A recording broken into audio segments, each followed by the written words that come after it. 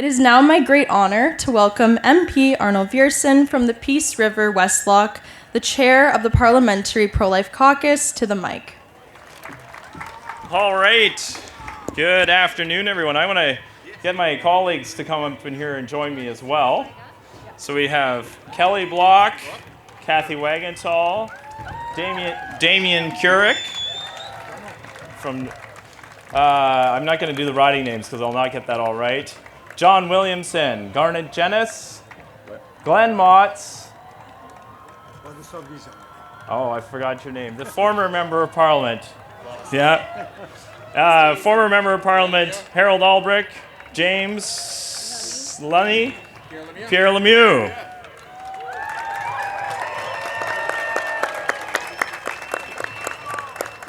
It is our honor and privilege to be here today. I am happy to stand up for human rights.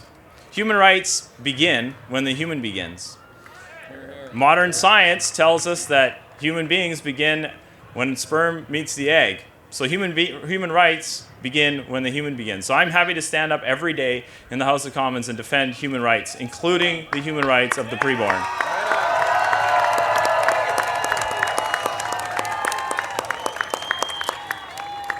Ladies and gentlemen, we are in the middle of a leadership race for the Conservative Party of Canada, and I want all of you to participate in that. The Conservative Party of Canada is our only home at this point in Parliament, and we have a great candidate running in the leadership race.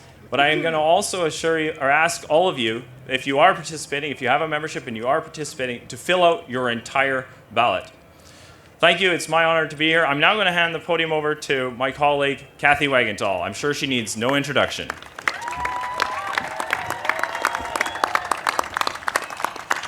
Good afternoon, everyone. It's a real privilege for me to be here with you. You are amazing. God and every part of his host is up there having a party. They're having the party because they know that we are here working on behalf of the preborn, and the work you're doing is amazing. Thank you so much. I am Kathy Wagenthal. I'm Member of Parliament for Yorkton Melville, and God has graciously given me a couple of opportunities and now a third to bring a private member's bill forward. So that will be coming forward shortly. Please keep your attention in that direction. But Arnold mentioned that we do have a candidate running in this leadership race. Well, we have 6. We have a candidate, I wasn't finished, running in this leadership race who has indicated that she is pro-life, and that is Leslie Lewis. She's not able to be here today. So,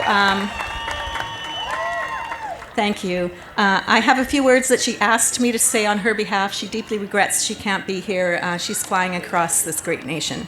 So when I read this, I'm reading it on behalf of Dr. Leslie Lewis. I wish I could join you in person today, but I'm honored to be able to share a few words with you as you gather. I want you to know that I stand with you. I stand with you in your fight to be heard by your government as you call for action on behalf of the vulnerable and the unborn. As many of you know, this issue is very personal to me. I know exactly what it's like for a woman to be staring at the future you've worked so hard towards and to suddenly find yourself pregnant at the beginning of your career. I remember person after person told me I had to choose my baby or my career. I won't pretend that it wasn't a challenge to build a successful law career with a family, but I am grateful every day that I did. My children have shown me the power of choosing life. I am pro-life. I believe every single life is intrinsic and undeniably valuable. I have never been ashamed to say that. I believe it's important to our democracy and it's important to the most vulnerable among us that we are not afraid of talking about these issues, because when we are afraid to talk, our democracy is weakened and we all lose. Leslyn is not afraid to discuss this issue in the House of Commons. Thank you for your courage.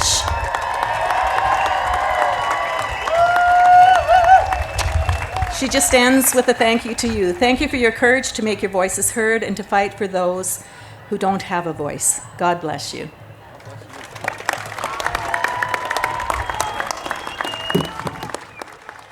Good afternoon, ladies and gentlemen. My name is Garnet Jennis, Member of Parliament for Sherwood Park, Fort Saskatchewan. It's great to be here today.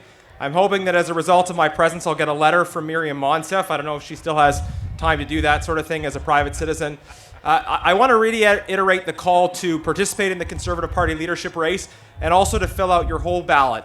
Put your first choice first, but find those second choices, third choices, fourth choices. They might not be your favorite people, but it's good to fill out your ballot in order of your preference to ensure your voice counts throughout the race. I wanted to speak today about a specific issue, and that is that I'm very concerned by a growing trend of political discrimination against people on the basis of their political views. It could be pro-lifers, it could be people who have concerns about mandates, it could be those who use their voice for other reasons. That's why I put forward a private member's bill C-257 to add political belief and activity as prohibited grounds of discrimination in the Canada Human Rights Act. So I'd encourage you to become aware of that bill and to support our work to end political discrimination against pro-lifers and others who don't want to be penalized by employers or others because of their work. Now, another form of discrimination we're seeing is the way this Liberal government is trying to discriminate against organizations that have a pro-life perspective. We saw in the last Liberal platform a commitment to politicize charitable status determinations.